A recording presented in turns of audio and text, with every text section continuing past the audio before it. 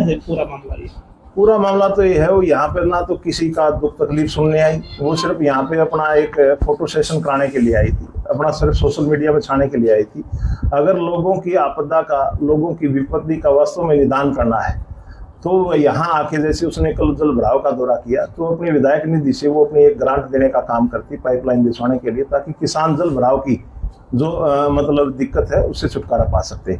लेकिन अब उसने ऐसा कुछ नहीं किया। जब उसको एक सही समाज की बात उसको कही गई कि आप अपने हल्के से नदारद रहते हो, आप लोगों की जन भावना नहीं समझते, आप लोगों के फोन तक नहीं उठाते। मेरे भी पर्सनली मैंने बहुत दफा बार कॉल की, वो फोन तक नहीं उठाए, चाहे उसमें उसका पति सोमवीर हो, चाहे खुद विधायक हो, चाहे उसका भाई हरविंदर हो, कोई भी फोन नहीं उठाता। अगर कोई आदमी को समस्या है तो वो अपने जनप्रतिनिधि को ही फोन करता है, और जनप्रतिनिधि फोन नहीं उठाएगा तो उसके जनता के अंदर आक्रोश होना स्वाभाविक है, और उस आक्रोश का सामना उस विधायिका को करना पड़ेगा और उसका जवाब भी देना पड़ेगा। तो कितना % पानी निकल चुका है अभी गाँव में? हमारे गांव का तो तकरीबन 73% पानी निकल चुका है। तो विनीश फोगाट ने कहा था कि भाई चलो पीछे की बात ये बाकी आप क्या सहयोग के साथ चलिए। ये बात तो इलेक्शन में ही पूरे हल्के में थी कि आप विधायक तो बन जाओगे लेकिन यहाँ हल्के में नहीं रहोगे।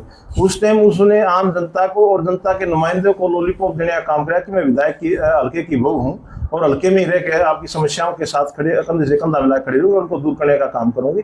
लेकिन यथार्थ स्थिति कुछ और थी। अब ऐसा कुछ नहीं है, वो फोन उठाना पसंद नहीं करती, ना किसी का फोन अटेंड करती है, ना कोई समस्या समाधान करती है।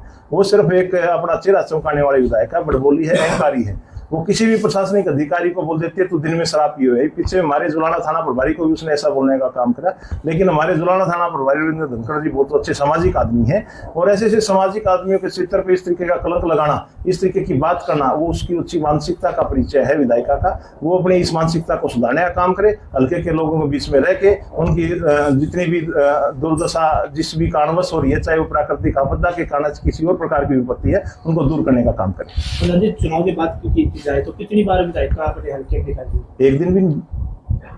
वो तो मतलब एक्सीडेंटल विधायिका बनेगी, और वो अपना कैरेक्टर एक्सीडेंटल रूप में ही रखना चाहती है। वो किसी के दुख दर्द में किसी जगह एक भी जगह शामिल नहीं हुई, और ना ही उसने किसी के सामाजिक सरोकार से कोई मतलब है, ना ही वो किसी समाज का भला करना चाहती है। अगर वो इसमें सक्षम नहीं है तो उसने अपने पद से नैतिकता के आधार पर इस्तीफा देने का काम कर देना चाहिए। कल की घटना के बाद आप पर भी कहीं ना कहीं आरोप लगा जा रहा है कि आप बीजेपी के सपोर्टेड है, आपने ऐसी बात की। कुछ तो लोग कहेंगे, लोगों का काम है कहना छोड़ो बेकार की बातें, बातें हैं बातों का क्या।